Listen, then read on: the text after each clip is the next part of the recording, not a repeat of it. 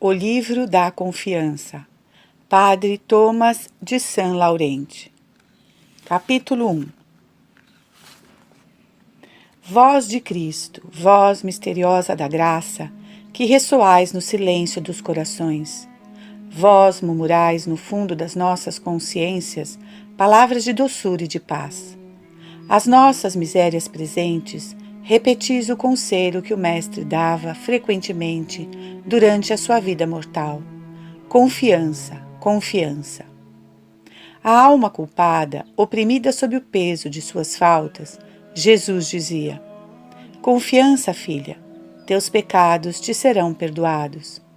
Confiança, dizia ainda a doente abandonada, que só dele esperava a cura. Tua fé te salvou.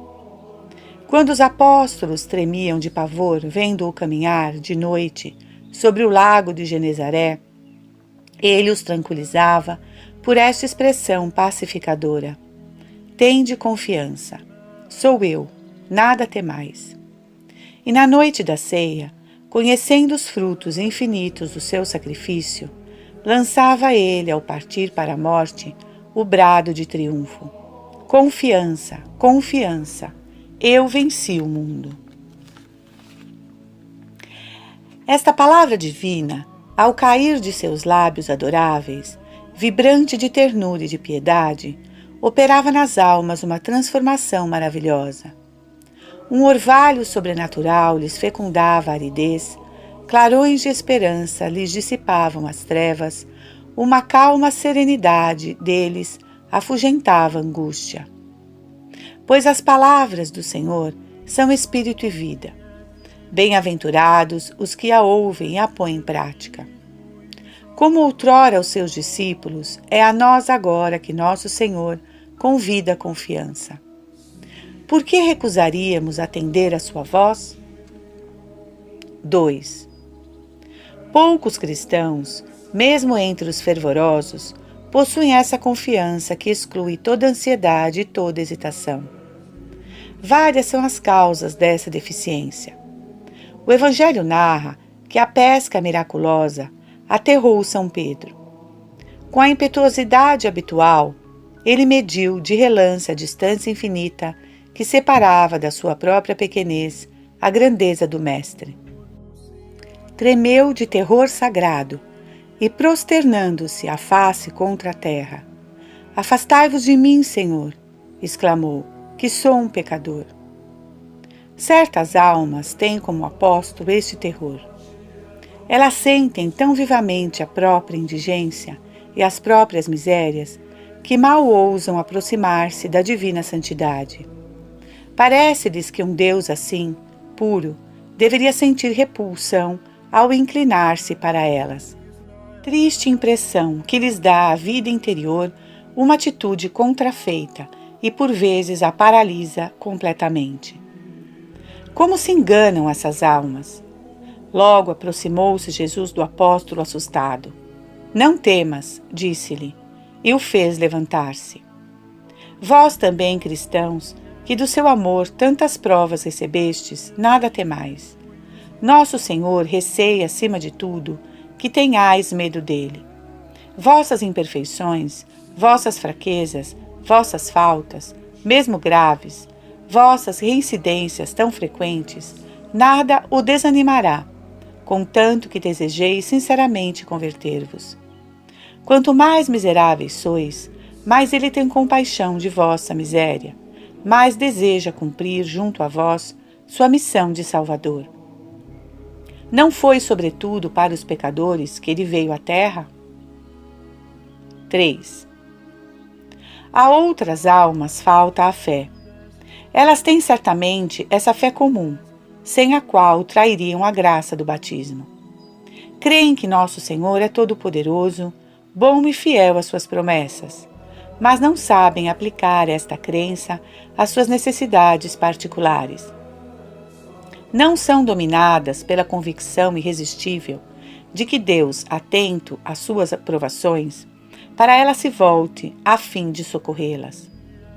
Jesus Cristo pede-nos, no entanto, esta fé especial e concreta.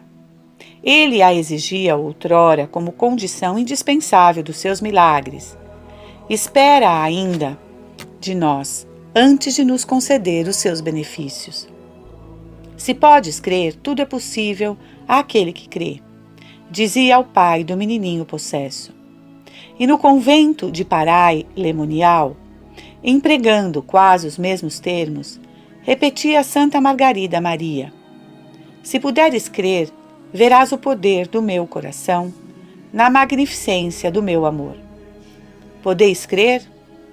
Podereis chegar a essa certeza tão forte que nada a abala, tão clara que equivale à evidência? Isso é tudo. Quando chegardes a esse grau de confiança, vereis maravilhas realizarem-se em vós. Pedi ao Mestre Divino que aumente a vossa fé. Repeti-lhe com frequência a prece do Evangelho. Eu creio, Senhor, mas ajudai a minha incredulidade. 4. A desconfiança, sejam quais forem as suas causas, nos traz prejuízo, privando-nos de grandes bens. Quando São Pedro, saltando a barca, se lançou ao encontro do Salvador, caminhou a princípio com firmeza sobre as ondas. Soprava o vento com violência. As vagas ora levantavam-se em turbilhões furiosos, ora cavavam no mar abismos profundos. A voragem abria-se diante do apóstolo. Pedro tremeu, hesitou um segundo e logo começou a afundar. Homem de pouca fé, disse-lhe Jesus, por que duvidaste? Eis a nossa história. Nos momentos de fervor, ficamos tranquilos e recolhidos ao pé do Mestre. Vindo a tempestade, o perigo absorve a nossa atenção. Desvia-nos, então, os olhares de nosso Senhor, para fitá-los ansiosamente sobre os nossos sofrimentos e perigos. Hesitamos e afundamos logo. Assalta-nos a tentação. O dever se nos torna enfadonho, a sua austeridade nos repugna, o seu peso nos oprime, imaginações perturbadoras nos perseguem, a tormenta ruge na inteligência, na sensibilidade, na carne. E perdemos pé. Caímos no pecado, caímos no desânimo, mais pernicioso do que a própria falta. Alma sem confiança. Por que duvidamos? A provação nos assalta de mil maneiras. Ora os negócios temporais periclitam, o futuro material nos inquieta. Ora a maldade ataca-nos a reputação. A morte quebra os laços de afeições das mais legítimas e carinhosas. Esquecemos então o cuidado maternal que tem por nós a providência. Murmuramos, revoltamo-nos, aumentamos assim as dificuldades e o travo doloroso do nosso infortúnio. Alma sem confiança. Por que duvidamos?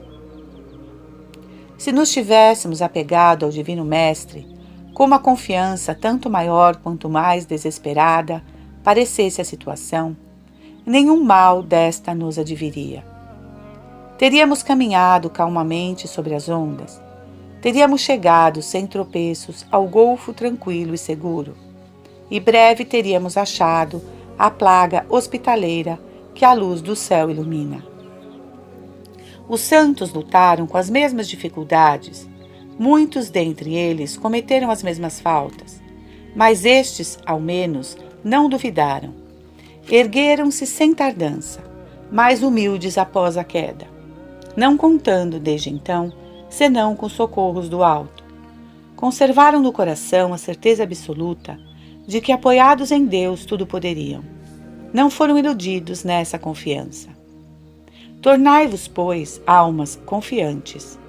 Nosso Senhor a isso vos convida, e o vosso interesse assim o exige. Tornar-vos-ei, ao mesmo tempo, almas iluminadas, almas de paz. 5.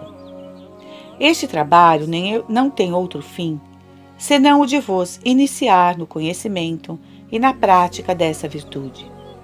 Dela aqui se exporá, muito simplesmente, a natureza, o objeto, os fundamentos e os efeitos.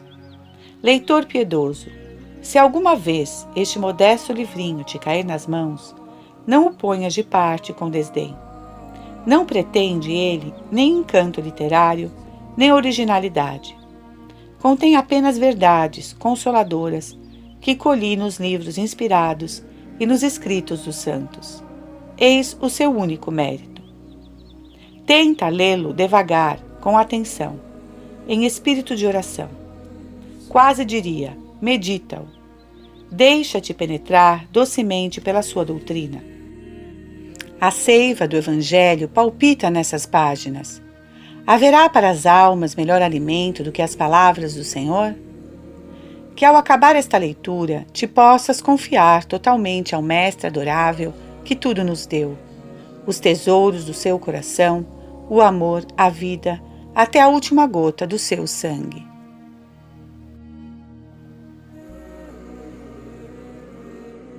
Capítulo 2. Natureza e qualidades da confiança. 1. Com a concisão que traz o cunho de seu gênio, define São Tomás a confiança. Uma esperança fortalecida por sólida convicção. Palavra profunda que não faremos senão comentar neste capítulo. Pesemos atentamente os termos que emprega o doutor Angélico. A confiança, diz ele, é uma esperança. Não uma esperança ordinária, comum a todos os fiéis. Um qualitativo preciso a distingue. É uma esperança fortalecida. Notai bem, no entanto, não há diferença de natureza, mas somente de grau de intensidade. Os albores incertos da aurora, tal como o esplendor do sol no zênite, fazem parte do mesmo dia. Assim, a confiança e a esperança pertencem à mesma virtude.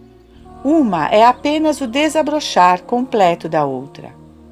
A esperança comum perde-se pelo desespero. Pode tolerar, no entanto, certa inquietação. Quando, porém, atinge essa perfeição, que faz trocar o seu nome pelo nome de confiança, torna-se-lhe, então, mais delicada a susceptibilidade. Não importa mais a hesitação, por leve que se imagine. A menor dúvida a rebaixaria e a faria voltar ao nível da simples esperança. O profeta real escolhia exatamente as expressões quando chamava a confiança. Uma superesperança. Trata-se realmente aqui de uma virtude levada ao máximo de intensidade. E o padre Saint-Jury, autor espiritual dos mais estimados do século XVII, via justamente nela uma esperança, extraordinária e heróica. Não é, pois, a confiança flor banal. Cresce nos cumes e não se deixa colher senão pelos generosos. 2. Levemos mais longe este estudo. Que força soberana fortifica a esperança a ponto de torná-la inabalável aos assaltos da adversidade? A fé. A alma confiante guarda na memória as promessas do Pai Celeste. Medita-as profundamente. Sabe que Deus não pode faltar à palavra e daí a sua imperturbável certeza.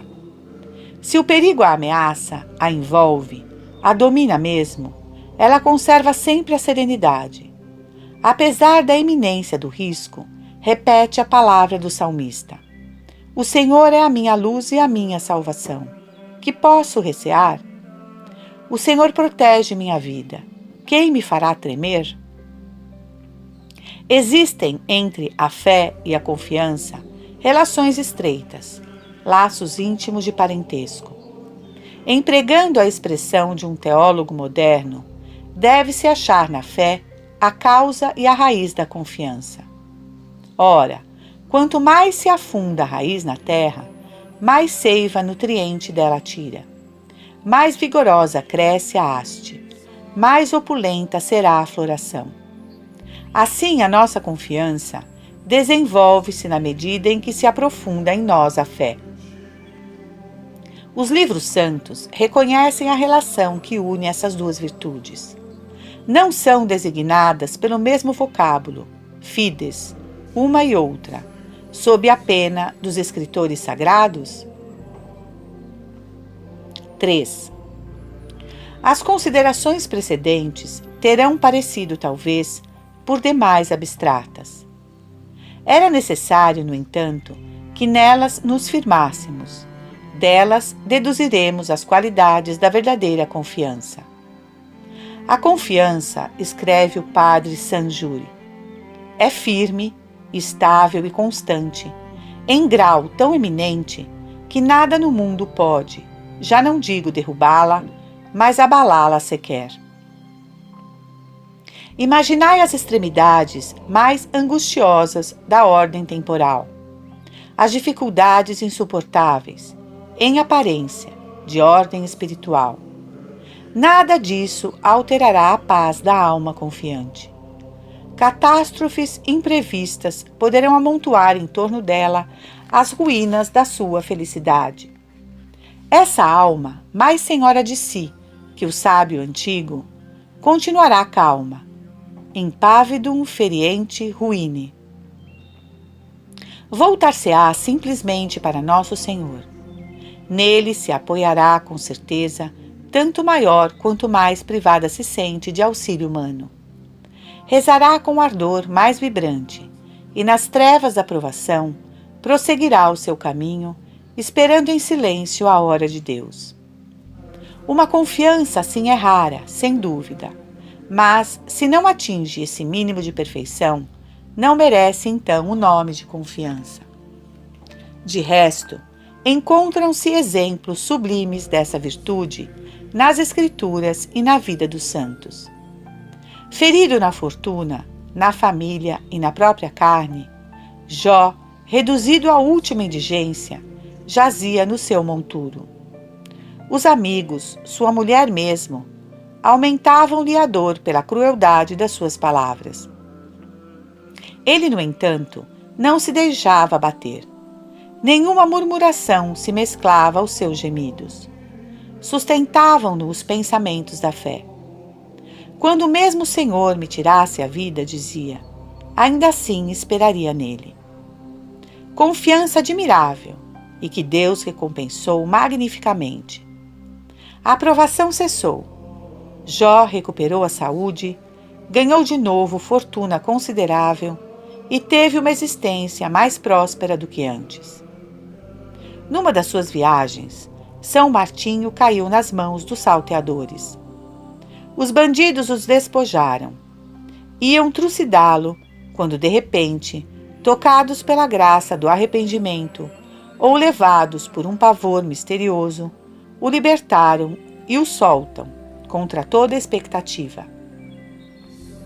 Perguntou-se mais tarde ao ilustre bispo se nesse risco premente não teria sentido algum medo. Nenhum, respondeu. Eu sabia que a intervenção divina era tanto mais certa quanto mais improváveis os socorros humanos. A maioria dos cristãos não imita, infelizmente, exemplos destes. Nunca se aproximam tão pouco de Deus como no tempo da provação. Muitos não dão esse grito de socorro que Deus espera para lhes vir em auxílio. Funesta negligência. A providência, dizia Luís de Granada, quer dar solução, ela mesma, às dificuldades extraordinárias da vida, enquanto que deixa às causas segundas o cuidado de resolver as dificuldades ordinárias. Mas é preciso reclamar o auxílio divino. Essa ajuda, Deus nos-la dá com prazer. Longe de ser incômoda, a ama de quem suga o leite, a criança, pelo contrário, lhe traz alívio. Outros cristãos, nas horas difíceis, rezam com fervor, mas sem constância. Se não são atendidos logo, caem de uma esperança exaltada num abatimento desarrazoado. Não conhecem os caminhos da graça. Deus nos trata como crianças, face de surdo às vezes, pelo prazer que sente ao ouvir-nos invocá-lo. Por que desanimar tão depressa, quando conviria, ao contrário, rogar com maior insistência? É esta a doutrina ensinada por São Francisco de Sales. A providência só adia o seu socorro para provocar a nossa confiança. Se nosso Pai Celeste não concede sempre o que pedimos, é para nos reter a seus pés e nos dar ocasião de insistir com amorosa violência junto dele, como claramente mostrou aos 2 discípulos de Emaús, com os quais só se deteve ao fim do dia, e assim mesmo por ele esforçado. 4. Firmeza inabalável é, pois, a primeira característica da confiança. A segunda qualidade dessa virtude é ainda mais perfeita. Leva o homem a não contar com o auxílio das criaturas, quer seja auxílio tirado de si mesmo, do seu espírito, do seu critério, da sua ciência, do seu jeito, das próprias riquezas, crédito, amigos, parentes ou outra qualquer coisa sua, quer sejam socorros que por acaso possa esperar de outrem, reis, príncipes e geralmente de qualquer criatura, porque sente e conhece a fraqueza e inanidade de todo o amparo humano. Considera-os o que são realmente, e como Santa Teresa, tinha razão de chamá-los ramos secos de genebra, que se quebram ao serem carregados. Mas essa teoria, dirão, não procederá de um falso misticismo? Não conduzirá ao fatalismo, ou pelo menos a uma perigosa passividade? Para que multiplicar esforços no intuito de vencer dificuldades, se todos os apoios têm se quebrar nas nossas mãos? Cruzemos os dedos esperando a divina intervenção. Não, Deus não quer que adormeçamos na inércia. Ele exige que o imitemos. Sua perfeita atividade não tem limites. Ele é o ato puro. Devemos, pois, agir, mas só dele devemos esperar a eficácia da nossa ação. Ajuda-te, que o céu te ajudará. Eis a economia do plano providencial. Apostos, trabalhemos com afinco, mas espírito e coração voltados para o alto. Em vão nos levantareis antes da aurora, diz a Escritura. Se o Senhor não vos ajudar, nada conseguireis. Com efeito, nossa impotência é radical. Sem mim nada podeis, diz o Salvador. Na ordem sobrenatural, essa impotência é absoluta. Atendei bem ao ensino dos teólogos. Sem a graça, o homem não pode observar por muito tempo e na sua totalidade os mandamentos de Deus. Sem a graça, não pode resistir a todas as tentações, por vezes tão violentas que o assaltam. Sem a graça, não podemos ter um bom pensamento, fazer mesmo a mais curta oração. Sem ela, nem sequer podemos invocar com piedade o nome de Jesus. Tudo o que fizermos na ordem sobrenatural nos vem unicamente de Deus. Na ordem natural mesmo, é ainda Deus que nos dá a vitória. São Pedro havia trabalhado a noite toda. Era resistente na labuta. Conhecia a fundo os segredos do seu ofício tão duro. No entanto, em vão havia percorrido as ondas mansas do lago. Nada havia pescado. Recebe, porém, o mestre na barca, lança a rede em nome do Salvador. Tem logo uma pesca miraculosa e as malhas da rede se rompem, tal o número de peixes. Seguindo o exemplo do apóstolo, lancemos a rede com paciência incansável, mas só de nosso Senhor esperemos a pesca miraculosa. Em tudo o que fizerdes, dizia Santo Inácio de Loyola, eis a regra das regras a seguir. Confiai em Deus, agindo, entretanto, como se o êxito de cada ação dependesse unicamente de vós e nada de Deus. Mas, empregando assim vossos esforços para este bom resultado, não conteis com eles, e procedei como se tudo fosse feito por Deus, só, e nada por vós. 5. Não desanimar quando se dissipa a miragem das esperanças humanas. Não contar senão com o auxílio do céu, não será já altíssima virtude? A asa vigorosa da verdadeira confiança atira-se, no entanto, para regiões ainda mais sublimes. A ela chega, por uma espécie de requinte de heroísmo, atinge então o mais alto grau de sua perfeição.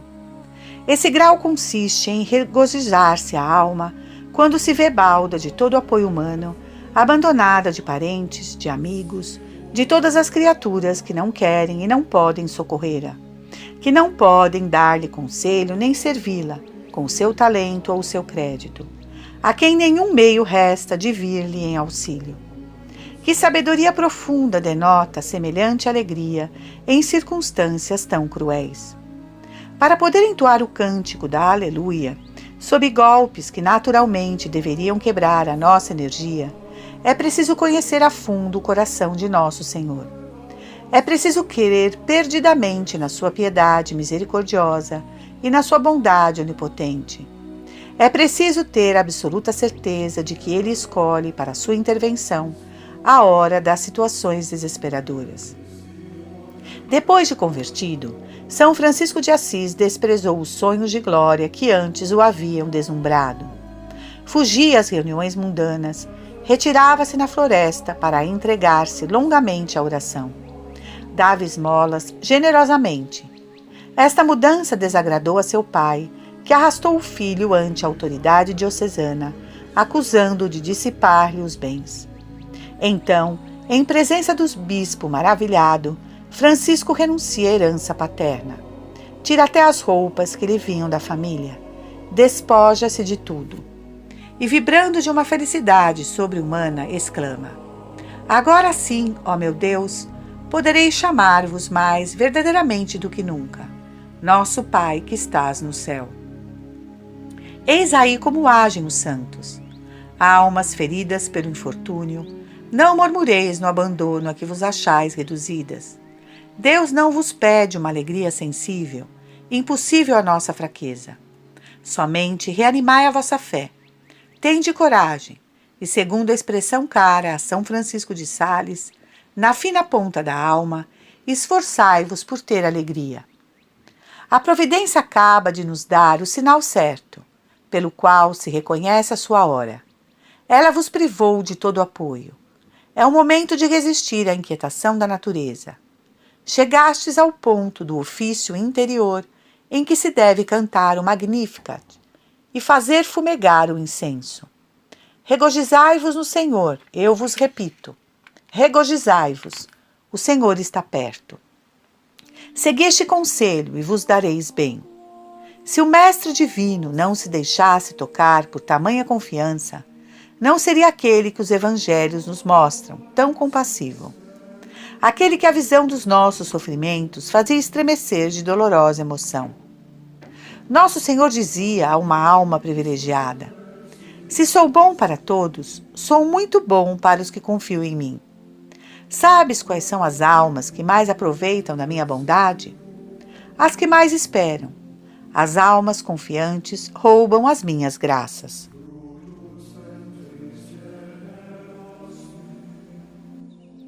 Capítulo 3. A confiança em Deus e as necessidades temporais. 1. A confiança, já o dissemos, é uma esperança heróica. Não difere da esperança comum a todos os fiéis, senão pelo seu grau de perfeição. Ela é, pois, exercida sobre os mesmos objetos que aquela virtude, mas por meio de atos mais intensos e vibrantes. Com a esperança ordinária, a confiança espera do Pai Celeste todos os socorros que são necessários para se viver santamente aqui na terra e merecer a bem-aventurança do paraíso. Ela espera, primeiramente, os bens temporais, na medida em que estes nos podem conduzir ao fim último. Nada mais lógico. Não podemos ir à conquista do céu à maneira dos puros espíritos. Somos compostos de corpo e de alma. Este corpo que o Criador formou pelas suas mãos adoráveis é o companheiro inseparável da nossa existência terrestre e o será ainda da nossa sorte eterna depois da ressurreição geral. Não podemos prescindir da sua assistência na luta pela conquista da vida bem-aventurada. Ora, para sustentar-se, para cumprir plenamente a sua tarefa, o corpo tem múltiplas exigências. Essas exigências É preciso que a providência as satisfaça, e ela o faz magnificamente. Deus se encarrega de prover as nossas necessidades e cuida delas generosamente. Segue-nos com o olhar vigilante e não nos deixa na indigência. Em meio às dificuldades materiais, mesmo angustiantes, não nos devemos perturbar. Com plena certeza, esperemos das mãos divinas o que é preciso para o sustento de nossa vida. Eu vos digo, declara o Salvador, não penseis com angústia em como encontrar os alimentos para sustentar-vos e as roupas para vestir-vos.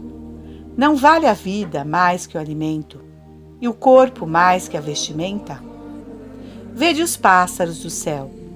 Não semeiam, não colhem, não juntam nada nos granéis, e o Pai Celeste o sustenta. Não velareis vós muito mais do que eles? Quanto às roupas, por que afligir-vos? Vede como crescem os lírios do campo. Não trabalham, não fiam.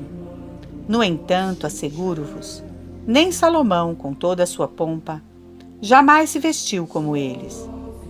Se Deus veste assim, com magnificência, a pobre planta dos campos, que hoje floresce e amanhã será jogada ao fogo, com que cuidado não vos há ele de cobrir, homens de pouca fé? Não vos inquieteis, pois. Não penseis que comeremos, que beberemos, com que nos vestiremos. Não imiteis os pagãos que com isso se preocupam. Vosso Pai sabe, conhece as vossas necessidades. Procurai primeiramente o reino de Deus e a sua justiça, e todas essas coisas vos serão dadas de acréscimo. Não basta passar os olhos de relance sobre esse discurso de nosso Senhor. Importa que nele fixemos longamente a atenção para procurarmos a sua significação profunda e nos penetrarmos bem da sua doutrina. 2. Devemos tomar essas palavras ao pé da letra e compreendê-las no seu sentido mais restrito? Dar-nos-á Deus somente o estrito necessário, o pedaço de pão seco, o copo d'água, a nesga de tecido que a nossa miséria precisa urgentemente? Não. O Pai Celeste não trata os filhos com avarenta parcimônia. Pensar assim seria blasfemar contra a divina bondade. Seria, se assim posso dizer, desconhecer os seus hábitos. No exercício da sua providência, como na sua obra criadora, Deus usa com efeito de grande prodigalidade. Quando lança os mundos através dos espaços, tira do nada milhares de astros. Na Via Láctea, essa plaga imensa de noites luminosas, cada grão de areia não é um mundo? Quando alimenta os pássaros, convida-os à mesa opulentíssima da natureza. Oferece-lhes o trigo que enche as espigas, os grãos de todas as espécies que nas plantas amadurecem, os frutos que o outono doura nos bosques, as sementes que o lavrador deita nos sulcos da charrua. Que lista variada, o infinito, para a alimentação desses humildes bichinhos. Quando cria os vegetais, com que graça enfeita as suas flores. Lavra-lhes a corola como se fossem joias preciosas. Em seus cálices lança deliciosos perfumes. Tece-lhes as pétalas de uma seda tão brilhante e delicada que os artifícios da indústria nunca lhes igualarão a beleza. E então, tratando-se do homem, a sua obra-prima, o irmão adotivo de seu Verbo encarnado, não haveria Deus de se mostrar de generosidade ainda maior? Consideremos, pois, como verdade indiscutível, que a providência provê largamente as necessidades temporais do homem. Sem dúvida, haverá sempre na terra ricos e pobres. Enquanto uns vivem na abundância, outros devem trabalhar e observar uma sábia economia. O Pai Celeste, porém, fornece a todos meios de viver com certo bem-estar, segundo a condição em que os colocou. Voltemos à comparação que Jesus emprega. Deus vestiu o lírio esplendidamente, mas essa veste branca e perfumada era reclamada pela natureza do lírio. Mais modestamente, foi trajada a violeta. Deus deu-lhe, porém, o que convinha à sua natureza particular. E essas duas flores desabrocham docemente ao sol, sem que nada lhes falte. Assim Deus faz com os homens. Colocou a uns nas classes mais altas da sociedade, pôs outros em condições menos brilhantes. A uns e a outros dá, no entanto, o necessário para dignamente manterem a sua posição. Levanta-se aí uma objeção a respeito da instabilidade das condições sociais. Na crise presente, não será mais fácil decair do que elevar-se, ou mesmo manter-se no mesmo nível social? Sem dúvida, mas a providência proporciona exatamente o auxílio às necessidades de cada um. Para os grandes males, manda os grandes remédios. O que as catástrofes econômicas nos tiram, podemos readquirir com a nossa indústria ou trabalho. Nos casos muito raros em que a atividade própria se vê de todo reduzida à impossibilidade, temos então o direito de esperar de Deus uma intervenção excepcional. Geralmente, pelo menos assim penso eu, Deus não faz decaídos. Ele quer, pelo contrário, que nos desenvolvamos, que subamos, que cresçamos com prudência. Se às vezes permite uma decadência de nível social, não a quer senão por uma vontade posterior à ação do nosso livre-arbítrio. O mais frequente é provir tal decadência de faltas nossas, pessoais ou hereditárias. É comumente consequência natural da preguiça, da prodigalidade, de paixões várias. E ainda assim pode o homem, mesmo decaído, levantar-se e, com auxílio da providência, reconquistar pelos seus esforços a situação perdida. 3.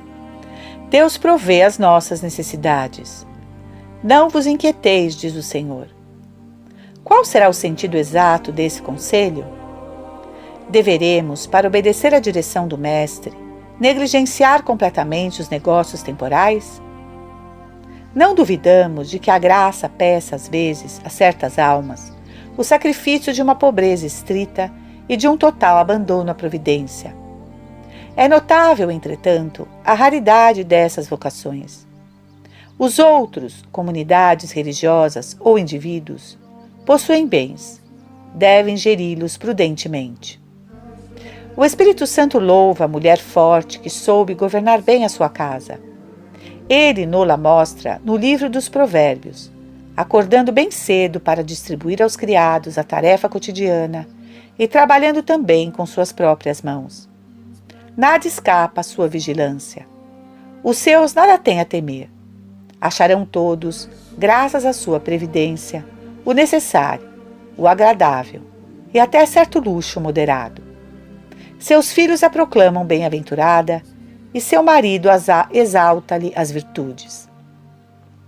A verdade não teria louvado tão calorosamente essa mulher se ela não houvesse cumprido seu dever. Cumpre, pois, não se afligir, ocupando-se, embora razoavelmente de seus afazeres, não se deixar dominar pela angústia de sombrias perspectivas de futuro e contar sem hesitações com o socorro da providência. Nada de ilusões. Uma confiança assim pede grande força de alma. Temos que evitar um duplo escolho, a falta e a demasia. Aquele que por negligência se desinteressa de suas obrigações e de seus negócios, não podem, sem tentar a Deus, esperar um auxílio excepcional. Aquele que dá às suas preocupações materiais o primeiro lugar das suas cogitações, aquele que conta mais consigo do que com Deus, engana-se ainda mais crassamente. Rouba assim ao Altíssimo o lugar que lhe compete em nossa vida. In medio stat virtus. Entre esses extremos encontra-se o dever. Se nós nos tivermos ocupado prudentemente de nossos interesses, a aflição pelo futuro importará desconhecimento e menosprezo do poder e da bondade de Deus. Nos longos anos que São Paulo eremita viveu no deserto, trazia-lhe um corvo cada dia meio pão. Ora, aconteceu que Santo Antão viesse visitar o ilustre solitário. Conversaram longamente, os dois santos, esquecidos em suas piedosas meditações da necessidade do alimento. Pensava neles, porém, a providência. O corvo veio como de costume, trazendo, porém, desta vez, um pão inteiro. O Pai Celeste criou todo o universo com uma só palavra.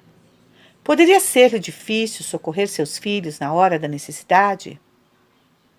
São Camilo de Leles havia-se endividado para tratar dos doentes pobres. Os religiosos se alarmavam. Para que duvidar da providência? Tranquilizava-os o santo.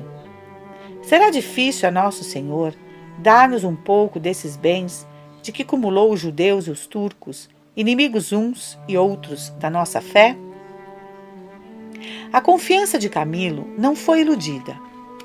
Um mês depois, um dos seus protetores legava-lhe ao morrer soma considerável. Afligir-se com o futuro é desconfiança que ofende a Deus e provoca sua cólera. Quando os hebreus, fugindo do Egito, se viram perdidos nas areias do deserto, esqueceram-se dos milagres que Jeová havia feito em seu favor.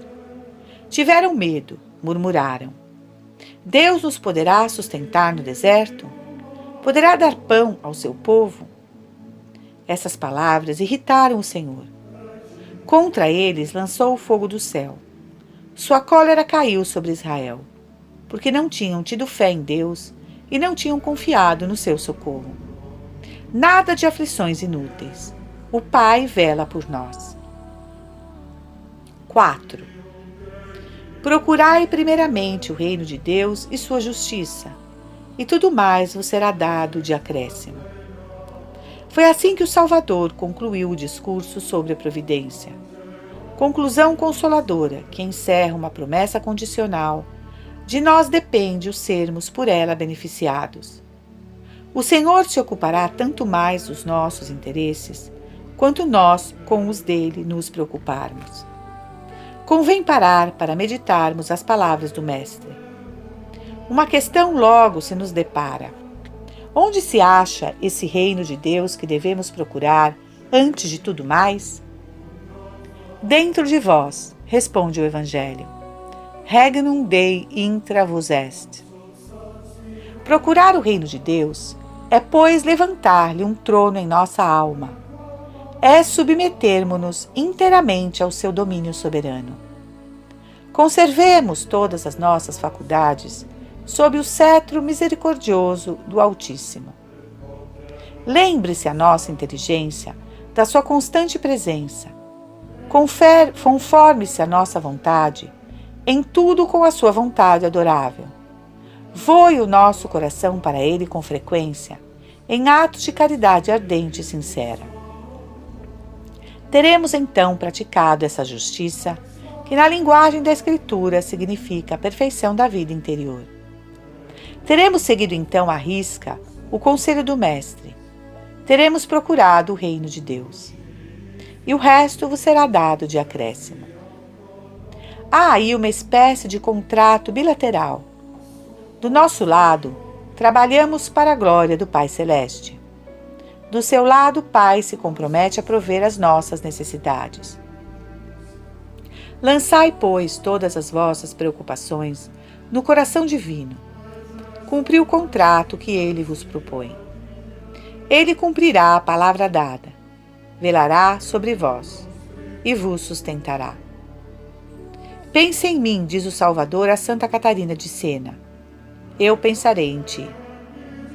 E séculos mais tarde, no mosteiro de Parai, prometia a Santa Margarida, para aqueles que fossem particularmente devotos do Sagrado Coração, o êxito de suas empresas. Feliz o cristão que se conforma bem com essa máxima do Evangelho. Ele procura Deus, e Deus lhe zela os interesses com sua onipotência. Que lhe poderá faltar?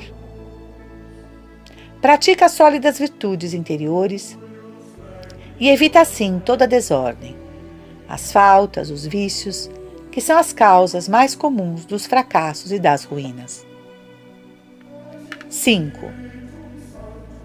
A confiança, como acabamos de descrevê-la, não nos desobriga da prece. Nas necessidades temporais, não basta esperar os socorros de Deus. Faça mister ainda pedir-lhes. Jesus Cristo deixou-nos, no Padre Nosso, o modelo perfeito da oração. Aí faz-nos Ele pedir o pão de cada dia. Panem nostrum quotidianum da nobis hodie. A respeito desse dever da prece, não haverá frequente negligência nossa? Que imprudência e que loucura! Privamo-nos assim, por leviandade, da proteção de Deus, a única soberanamente eficaz. Os capuchinhos, diz a legenda, nunca morrem de fome, porque recitam sempre piedosamente o Padre Nosso. Imitemo-los, e o Altíssimo não nos deixará a míngua do necessário. Peçamos, pois, o pão cotidiano. É uma obrigação a nós imposta pela fé e pela caridade para com nós mesmos. Poderemos, porém, elevar as nossas pretensões e pedir também a riqueza? Nada a isso se opõe, contanto que essa prece se inspire em motivos sobrenaturais e fiquemos bem submissos à vontade de Deus. O Senhor não proíbe a expressão dos nossos desejos, pelo contrário, quer-nos bem filiais para com Ele. Não esperemos, no entanto, que Ele se curve às nossas fantasias. A própria bondade divina a isso se opõe. Deus sabe o que nos convém. Só nos concederá os bens da terra, se eles puderem servir à nossa santificação. Entreguemo-nos completamente à direção da providência e digamos a prece do sábio. Nem a riqueza, nem a pobreza eu vos peço, Senhor. Dai-me somente o preciso para viver, pois receio que, acumulado de bens, me sinta tentado a dizer: quem é o Senhor? E, impelido pela indigência, me veja forçado a roubar ou a blasfemar contra o nome do meu Deus.